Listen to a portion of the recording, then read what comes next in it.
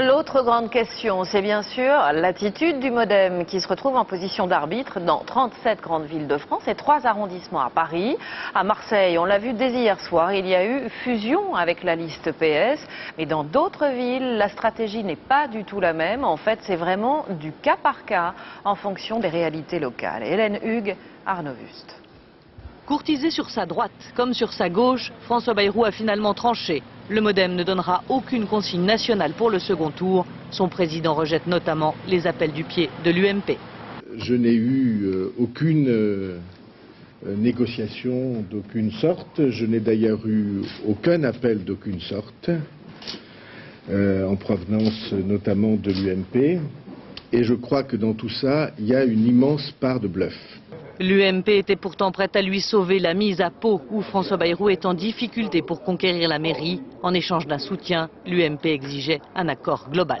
François Bayrou a refusé, et du coup d'ailleurs il a paradoxalement refusé que la question de Pau, où lui-même est en situation délicate, soit abordée avec l'UMP. Tout se décide donc au cas par cas. Ainsi à Marseille, le candidat du MoDem, Jean-Luc Benamias, fait alliance avec le socialiste Jean-Noël Guérini pour faire barrage à l'UMP Jean-Claude Gaudin. J'ai rencontré M. Gaudin et M. Guérini. Il s'est avéré, au fur et à mesure de la journée, que entre le programme de M. Guérini et le mien, et les propositions qu'il nous faisait par rapport à l'indépendance du mouvement démocrate dans la future municipalité et la future majorité, étaient plus favorables.